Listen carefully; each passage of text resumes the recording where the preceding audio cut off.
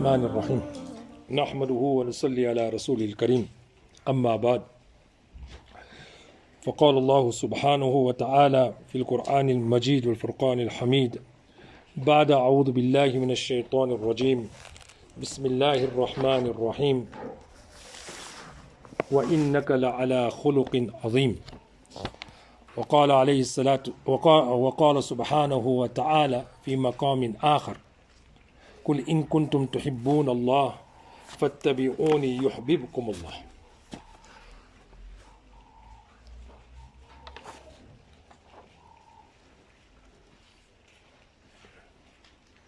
صدق الله العظيم وصدق رسوله النبي الكريم.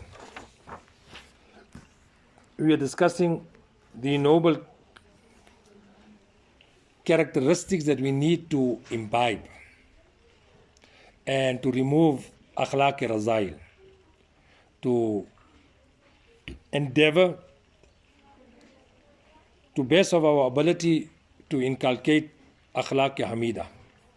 In that we discuss a few aspects already.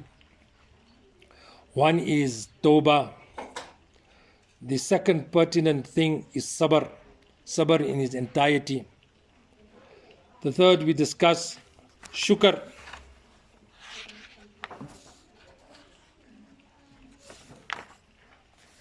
And then one of them, with gratitude, one is obviously gratitude to Allah, then gratitude to fellow men, is also to hold very rigidly to the sunnahs of Nabi Kareem sallallahu alaihi wasallam. The sunnahs of Nabi Kareem sallallahu alaihi wasallam. And that would show your insight, that who you truly identify with.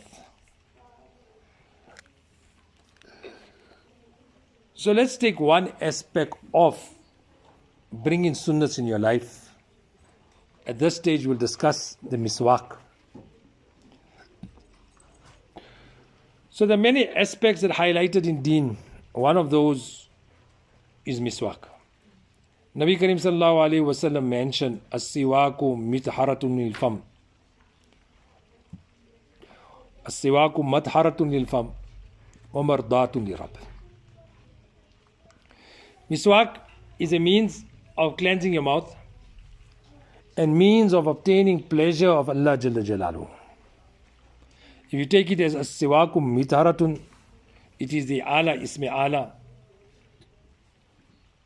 It is the instrument of obtaining purity and pleasure of Allah.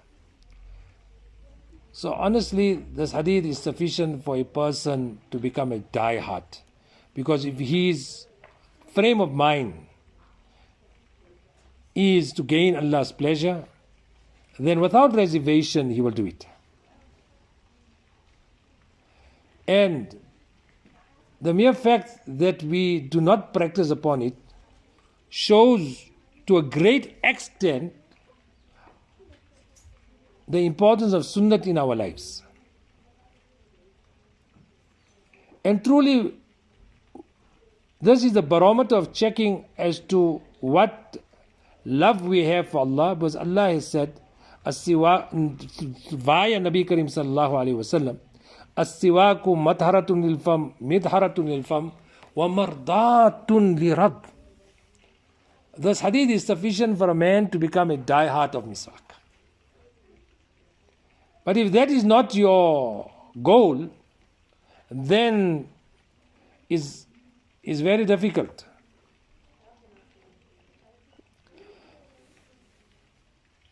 In one hadith, Nabi sallallahu alayhi wa sallam has mentioned وَمَجَلَّاتٌ لِلْبَصَرِ, that it strengthens the eyesight. And there are so many ahadith regarding the benefits, the reasoning of using the miswaak. In one hadith, Nabi sallallahu alayhi wa sallam mentioned tasawwaku, use the miswaak. فَإِنَّ السِّوَاكَ مَدْحَرَةٌ لِلْفَمِ وَمَرْضَاتٌ لِرَبِّ. Make miswaak. It purifies your mouth. It's a means of purification of the mouth. means of obtaining Allah's pleasure. Then he says, وَمَا جَاءَنِي جِبْرِيلٌ إِلَّا أَوْصَانِي بِالسِّوَاكِ. Whenever Jibreel came to me, he emphasized and he advised me the usage of the miswaak. حَتَّى لَقَدْ خَشِيتُ أَن يُفْرَضَ عَلَيْهِ. To such an extent, fear overcame me that it will become fardh. وَعَلَىٰ أُمَّتِي. The Nabi was not worried about himself because it was a natural thing to follow. وَعَلَىٰ أُمَّتِي, and upon my ummah. I feared them because they might stay in remote parts of the world where maybe the miswaak is not readily available. And then he mentioned also, وَلَوْلَا أَنِّي أَخَافُ أَنْ أَشُكَّ عَلَىٰ أُمَّتِي. وَلَوْلَا أَنْ أَخَافُ وَلَوْلَا أَنِّي أَخَافُ أَنْ أَشُكَّ عَلَىٰ أُمَّتِي. If I did not fear that it will become difficult upon my ummah, لَفَرَضْتُهُ, I would have made it fardh. وَإِنِّي, then he said, لَأَسْتَاكُ حَتَّى لَقَدْ خَشِيتُ أَنْ أُخْفِيَ مَقَادِمَ فَمِي. That I make so much miswaak. وَإِنِّي لَأَسْتَاكُ حَتَّى لَقَدْ خَشِيتُ.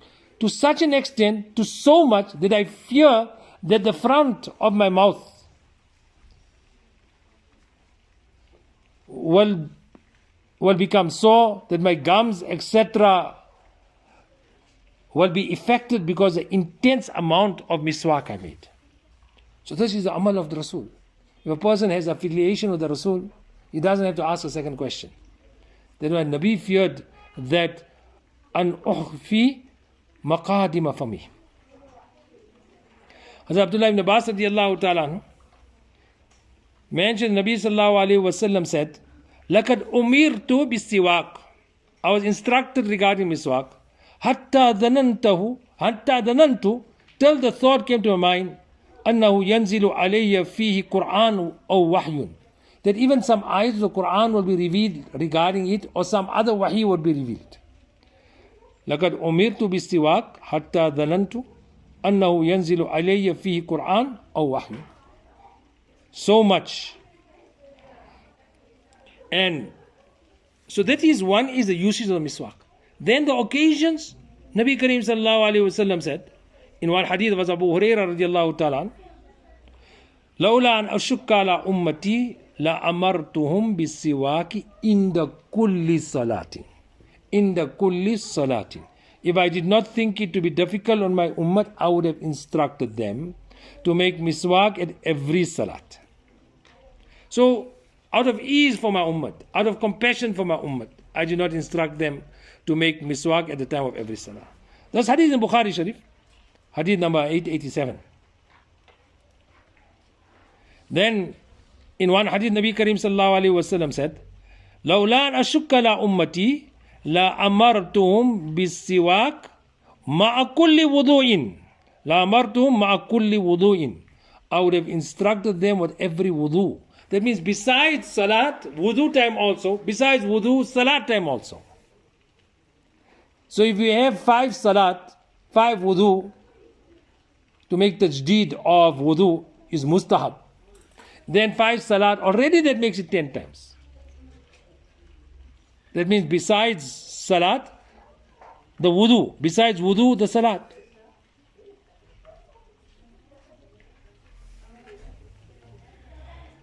And then Jaabir bin Abdullah radiallahu ta'ala's narration, the Nabi sallallahu alayhi wa sallam mentioned, rakatan bis siwak. Rakatan bis siwak. Afdalu min sab'ina rakatan bi ghayri siwak. 2 rakats of the miswak is far more virtuous than 70 rakats without miswak. This hadith is also found in Targhib al-Tarhib, volume 1, page 102. If a person is just told that I'll give you make an investment, I'll give you 15-16% return. Not even 100%. 100% would double. For example, if you give 100 rands in return after a year, you'll get 14 rands. the person will say in today's time is a very good investment. If somebody tells you, okay, you'll get an investment of 50% return, so you give 100, you'll get 150 in return. You'll say that's unheard of. Here we are not talking about 15% or 50% or even 100%. 100% is to double it. If you gave 100 and you get 100% returns, that means you get another 100, you get 200 back. That is percentage. We are talking of multiplying it 70 times. So that means 100 multiplied by 70 is 7,000. Who would ever give you that returns on an investment? No matter how lucrative outward an investment might be, nobody will give you 70 times your original investment. Whereas, so outwardly, if you have to look at it, 2 rakaats is multiplied by 70, not 70%. So if you take, for hypothetically an argument for 2 rakat salat, your reward is 100, just for us to understand. Then to multiply it by 70 times is 700, as if you have read 700 rakats of salat. So why then, when this investment and returns are so heavy, out of negligence we leave it out? And truly, in other aspects of dunya, فَلْيَتَنَافَسِ الْمُتَنَافِسُونَ, we vie with one another to upgrade our homes, to upgrade our phones. The holidays that we went this year, we went local, next year we must go overseas. But when it comes to deen, how come we are just satisfied? That if I get so much more returns, why am I satisfied with so much less? In one narration it comes, Fadlu salat bi siwak, ala salat bi ghayri siwak. The virtue of salat with miswaak, over a salat without miswaak, sab'ina di'fan, 70 times. And we look at Sahaba, how haris they were. That under no circumstances they must forget their miswaak. So to such an extent, Abu Salma says, I seen Zayd radiallahu ta'ala, yajlisu fil majlis, he used to sit in the majlis, wa inna siwak min udunihi mawdi aqala min udunil katib. Min udunil katib. He was sitting in the masjid, and his miswaak was on his ears, like how a person in those days used to put a pen on the ears. It was the habit of Abu Hurairah radiallahu ta'ala, that also he used to put the miswaak on his ears, so he forgets. And Hazrat Ibn Umar radiallahu ta'ala says, Nabi sallallahu alayhi wa sallam many times, just before even salat, after using the miswaak at the time of wudu, just before salat, فَكُلَّمَا قَامَ إِلَى الصَّلَاةِ, every time he stood up for salat, istaka, he made miswaak. So 5 times salat, so 5 wudu, and then starting the salat another 5 times, that already makes it 10. In fact, in one beautiful riwayat, Nabi sallallahu alayhi wa sallam mentioned, Inna afwahakum turukul Quran, that your mouths are a means and avenue for the recitation of the Quran Kareem. Watibuha bisiwak. So cleanse your mouth with a miswak. So innal abd idha tasawwaka thumma qama yusalli, if a person makes miswak and then he stands to perform salat, qama al-malik khalfahu, qama al-malak khalfahu, a angel stands behind him. Then what happens? So that means he stood up for salat, but before that he made miswak. An angel is appointed to stand behind him. فَيَسْتَمِعُوا لِقِرَاءَتِهِ, he listens very attentive to his Quran. Then what the angel does, فَيَدْنُوا مِنْهُ, the angel gains proximity to him. He comes so close to him, كُلَّمَا قَرَأَ آيَةً أو كلمة نحوها. Every ayat he reads or every word he becomes closer, closer. To what an extent? حتى يدع فاه على فيه. To such an extent, then the angel put his mouth on your mouth. فما يخرج من فيه شيء من القرآن إلا صار في جوف الملك. Whatever comes out from your recitation of the Quran Kareem goes into the stomach of the angel. So there Nabi Sallallahu Alaihi Wasallam also mentioned, فَتَحْهِرُوا أَفْوَاهَكُمْ لِلْقُرْآنِ. So purify your mouths when reciting the Quran Kareem. So imagine, the angel, now we're reading Quran Kareem, unfortunately we weren't conscious about our mouth odors. And when we're performing salat and we stand up, the angel comes closer and closer till he puts his mouth on our mouths. And whatever we recite goes directly into him.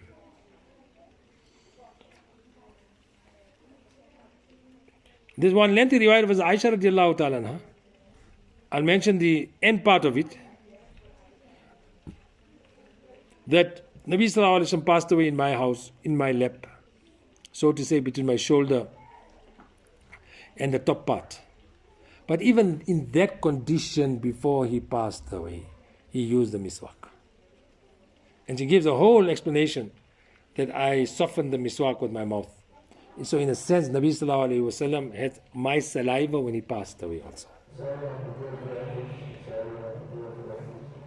So it's a very, very important aspect. So therefore some mashayikh have written that if you look at the Nabi Sallallahu Alaihi Wasallam's day, that besides every wudu, every salat, every time he entered the house, every time he exited the house, at the time of tahajjud, for every 2 rakaats, before recitation, we can safely say he must have made miswaak at least 40 to 50 times in a day. In one hadith, Nabi Kareem Sallallahu Alaihi Wasallam mentioned regarding his benefits, that she found min kulli da'in illa sam. Using the miswaak is a remedy for every sickness except death. On one occasion, Nabi Sallallahu Alaihi Wasallam noticed the Sahaba that there was some level of yellowishness on their teeth. He said, Mali arakum tadkhuluna alayya kalhan istaku. Why do I see that some levels of yellowishness has come onto your teeth? Make miswaak. Because this body is an amanat of Allah. Every aspect is an amanat.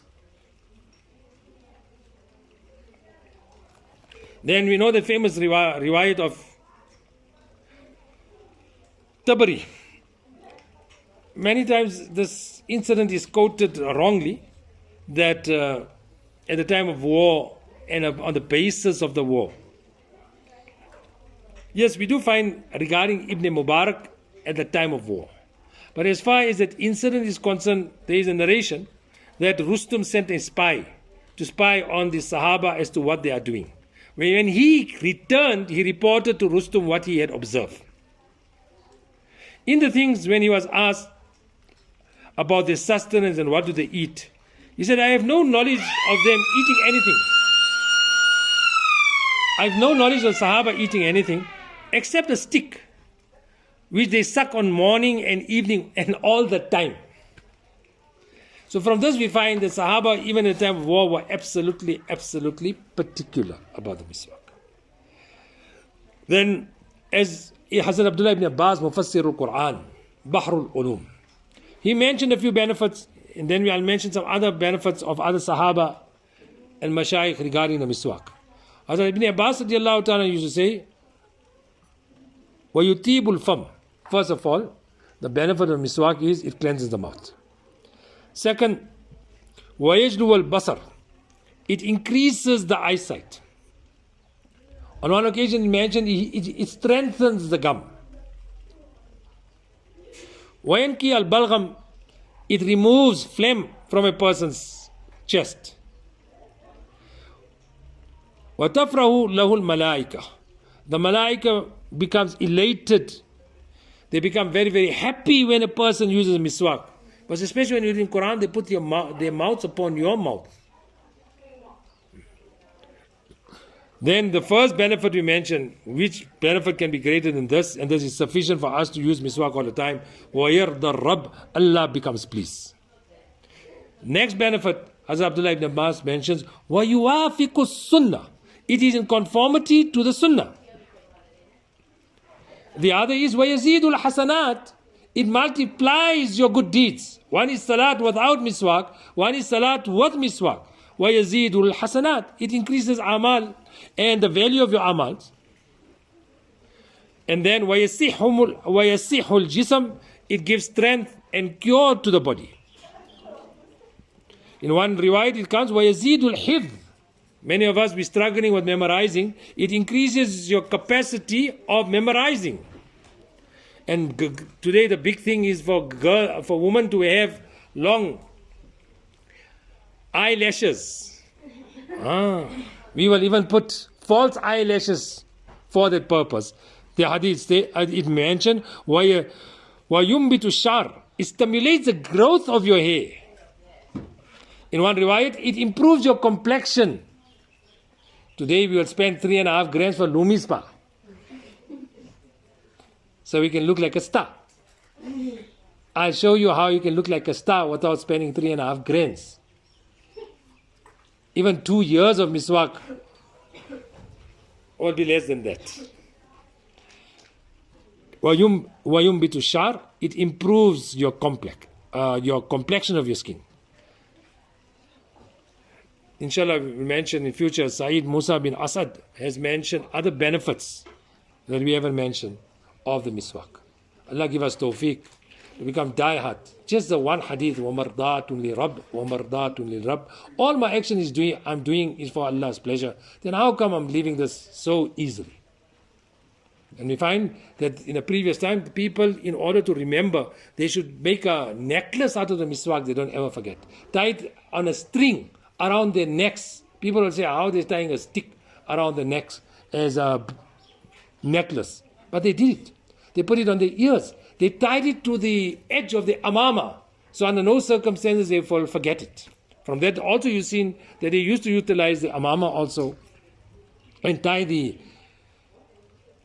miswak to the amama. So they don't. Some put it on the top of the amama. So because amama they wore it all the time, the miswak was attached to it. Allah give us tawfiq. Subhanallah.